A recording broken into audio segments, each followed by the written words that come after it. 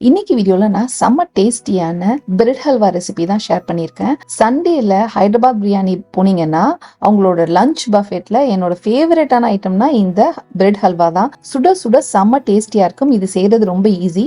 இதுக்கு நாம ஒரு பாத்திரத்துல 1 கப் ஆயிலுக்கு 1/2 கப் நெய் சேர்த்து சூடு பண்ணிக்கலாம். வெறும் நெய்யிலே நீங்க வறுத்து செஞ்சீங்கனாலும் நல்ல ரிச்சா இருக்கும்.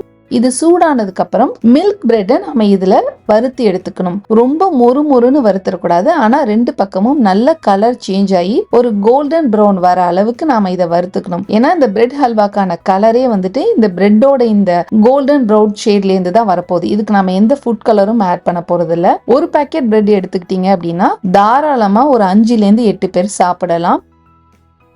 இந்த பிரெட் எல்லாத்தையும் நாம பொன்னிறமா இந்த எண்ணெயில வறுத்து எடுத்துக்கலாம். இதுக்கப்புறம் நாம ஹல்வா ப்ரிப்பரேஷன் ஸ்டார்ட் பண்ணிடலாம்.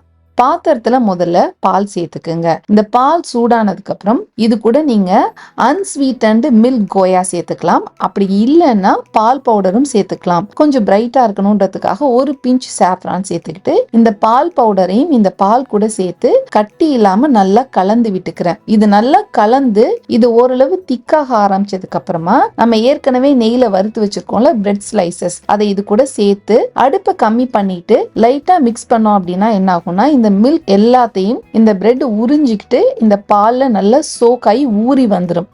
டைரக்டா பால்ல அதை போட்டு ஊற விட்டு கிளறப்ப சாப்பிட்றப்ப நல்ல சூயியா நல்லா இருக்கும். அதே மாதிரி எட்ஜஸையும் நான் ரிமூவ் பண்ண மாட்டேன். நீங்க வந்துட்டு வேணும்னா சைட்ல உள்ள பிரெட்டோட எட்ஜஸை ரிமூவ் பண்ணிட்டு கிளறலாம். இந்த பால் எல்லாத்தையும் பிரெட் உறிஞ்சினதுக்கு அப்புறமா இதுக்கு தேவையான சுகர் சேர்த்து அடுப்பை கம்மியா வச்சு நம்ம கிளற ஆரம்பிக்கணும். இதுக்கு நமக்கு எக்ஸ்ட்ரா நெய் ரொம்ப தேவைப்படாது. இந்த பிரெட்டை வந்து நெய்ல வறுத்திருக்கிறதுனால கிளற ஆரம்பிச்சோம்னா அதுலயே எண்ணெய் விட ஆரம்பிச்சிடும். அடுப்பை கம்மியா வச்சு நிதான ஹீட்ல ஃப்ரீக்வெண்டா கிளறிக்கிட்டே இருந்தீங்க அப்படின்னா பாத்திரத்துல ஒட்டாம கொஞ்ச நேரத்திலே திரள ஆரம்பிச்சிடும். இதுக்கு தேவையான ஏலக்காவை பொடி பண்ணி சேர்த்துக்குங்க.